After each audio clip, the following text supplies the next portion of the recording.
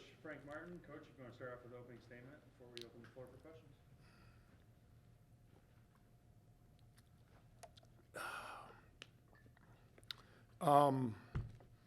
Just the growth of our guys, their competitive spirit, their willingness to just go. I mean, and I thought we played really well offensively. Defensively, we played pretty well till we got up 13, 14, whatever the score was, and then I thought our defense just relaxed, and you can't do that. You can't play good teams and do that. But it is what it is. It's part of our journey and our maturation process. But really proud of the guys, man. Really, it's a real good win. I think they're a good team. That's a really good win. You kind of maintain that this team is a good free throw shooting team. Was that encouraging to see them execute down the stretch when really you had to make the free throws? Yeah. It's here's the deal, man. I don't get mad at people that share opinions. It's their prerogative in life. I've had people ask me, "Do you guys practice free throws?" I mean, come on, man. You think I've coached for 40 years and we don't talk about free throw shooting? I mean, but it's a little different when you're in the gym, because I've also had guys go, "I can go to the line right now and make 8 out of 10." I say, "Okay, well, let me put you in a defensive drill. Let me make you rotate. Let me make you guard to guard. Let you get hit in the head 3 times on the ball screen, and then come down and have to screen, cut, then get fouled, then stop that mind and that race that you got going on because of how fast and how hard you got to play. Take a deep breath and make 2 free throws." It's a little different than and these guys, they just, we're playing a lot of guys that never played. DeAndre Dominguez never played. RJ's a freshman. Rasul's pretty much a freshman. Keon's a freshman. We're playing guys that rarely ever got in college games when Matt Cross had never really played for the last 2 years. They had to get used to the moment, and that takes time. But I know who can shoot and who can't shoot. Dre's been awesome. I was disappointed that he missed the second one. Anybody can miss a free throw. I was disappointed he missed the second, but both of them were right there. It's not like he just flicked some ball off the backboard. They were right there. He just didn't go down for him.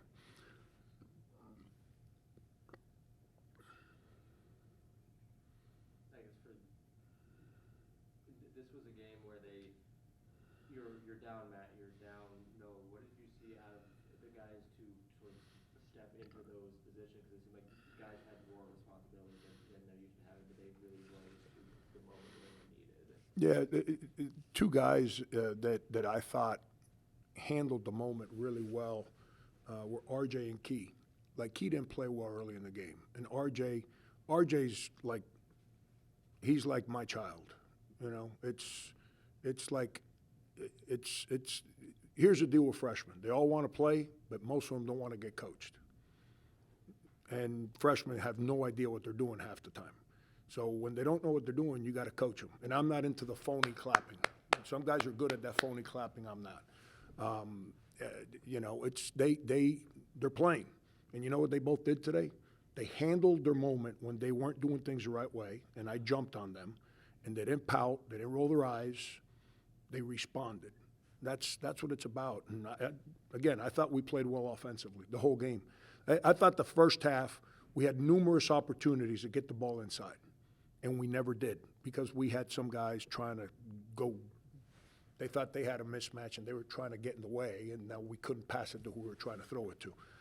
But we stayed the course, and I thought we played through concepts, and that's why we ended up getting fouled. And give our guys credit. They offensively, because Duquesne's not easy to play against because of their aggressive nature defensively. But I'll take it, man. Wins are always better than the alternative. Is this a game that maybe 2.5 weeks ago you wouldn't have won? Yeah, no doubt, hands down. It's you learn a lot about your team as you go through the journey, and everyone says experience. The best part of the experience is when you and the players understand one another, so you know how to utilize a player to win a game.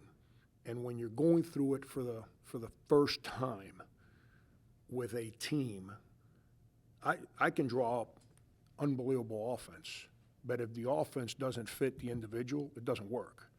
And we've had to make adjustments because as I was learning our team in the preseason and into early part of the season, all of a sudden we threw a wrench in there because now we lose Noah and Wildens for basically a month. So now we have to make adjustments. And now as I'm making those adjustments, now reintroduce Noah and now he's gone again.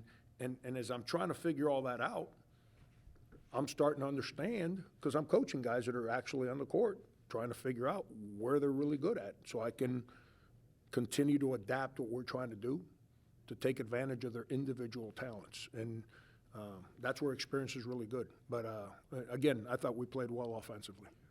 Guys, it was perfect 2-0 week. I think it's the first multi-game winning streak since maybe early December and winning 2 in a row in league play. I guess what have you learned, I guess, this week that I guess you're most proud of that going into the week you were looking to accomplish that you felt you really did a good job this week? Yeah, I mean, we went into VCU, man. VCU's really good. Okay, for people that not paying attention, they're really good. We went to VCU and we're playing, and we didn't handle a moment of the game the right way. It got away from us, and you know when you do that, especially on the road against a really good team, they're going to hurt your feelings, and our feelings got hurt. And when you're playing with your feelings hurt, then you get embarrassed. And you know, our preparation and our willingness to go in there and play the right way was in place. I don't dwell, man. Yesterday's yesterday. I don't dwell. It's the next day, and let's go work. And it's what I believe in, and I think these guys are little by little buying into that. And anytime you go 2-0 during league play for a week, that means that and we don't practice tomorrow. Like tonight, I get to take a deep breath as a coach. But at the end of the day, there's only one thing that matters. Let's prepare the right way Monday so we can prepare the right way Tuesday, have no distractions so we can go on the road and figure out a way to play better than we've played since we got in the league play. So that's a challenge, and it's one day at a time, one game at a time. And, you know, it's I was at K-State. We were my first year as a head coach. We're 8-2 after 10 league games in first place in the Big 12. And I started thinking, wow, this is going to be a little easier than I thought.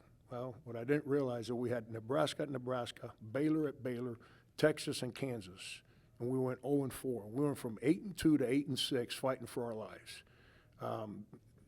I learned that year. I was like, all right, if we would have worried about being 9-2 rather than we're sitting at 8-2, maybe we would have played better. But we didn't, and so you know, you learn, you live, and you move forward.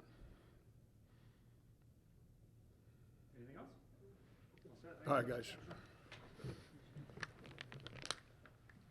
Go ahead with your questions whenever you're ready. Thank you, Howard. I guess, RJ, did you kind of feel like you had to outdo yourself, or like how dialed in are you right now? I mean, I personally feel like I struggled defensively, so I was just, I was glad that my team had my back, and they did what they did, and, they just kept fouling. I just when got to the free throw line. How was that last stretch for you guys? Because it seemed like you hadn't had a field goal for a while. How much pressure was there on the free throw line with the way that they were playing? It's not really that much pressure, really, on yourself. It's kind of just like the fact that you just gotta make both and then just get back on defense and continue to do the same thing to win the game.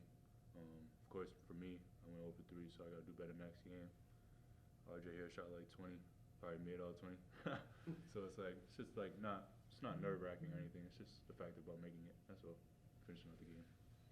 With that alley-oop and transition, throwing it back to each other there, I guess you can credit both yourselves on the assists for that. What does that mean in terms of just closing out the game there to have that type of a run, and then on the other end having that defensive stop on the other side? What does that mean in terms of getting it done on both ends? It was just a big momentum play, hit on the defensive end, push down the court, throw it up to the open man, he passed it back, and that's it for real.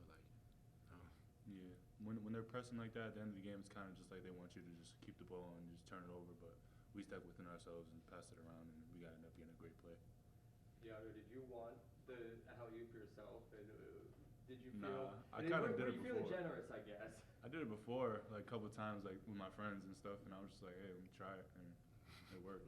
So, yeah, it's probably one of the best plays I've seen here so far. Best big bro. You know what I mean? How much does this kind of win boost the confidence of this team? Seems like this was the kind of game that could have gone, despite the fact that you had a lead, really could have gone either way, that you were able to close them out. I feel like we do kind of decent well closing out the game. It's more about the start of the game, really. The start of the game, you always want to come out the strongest. You always want to come out with the most energy. I feel like that's where we struggle a lot. But closing out the game, I feel like we do pretty well.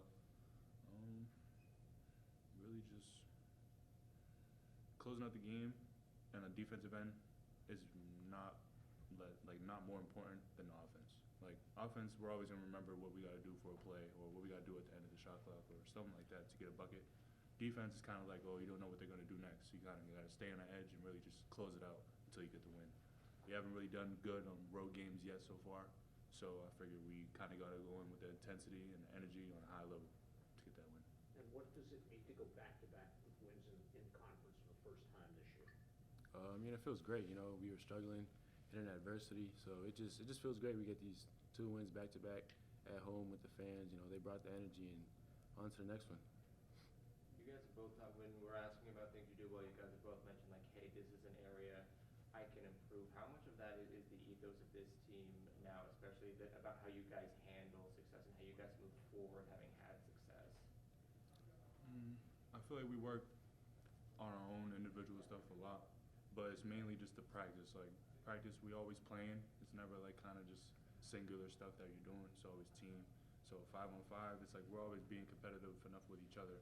So I feel like that and playing at 100% practice leads into the game. So in that case, if we have a small defender, it's kind of like, oh, now you know what you got to do. You have the mismatch, now you can go score. If you can't do that, then you know how to move the ball around and get a good bucket. RJ, do you still feel like a freshman, or is that feeling kind of gone away? I'm still making mistakes. I'm still learning. That's just, part of the process. I got a bunch of older guys to look up to. They push me in practice. And it just feels good. I'm just here for the ride, really trying to win as much games as possible.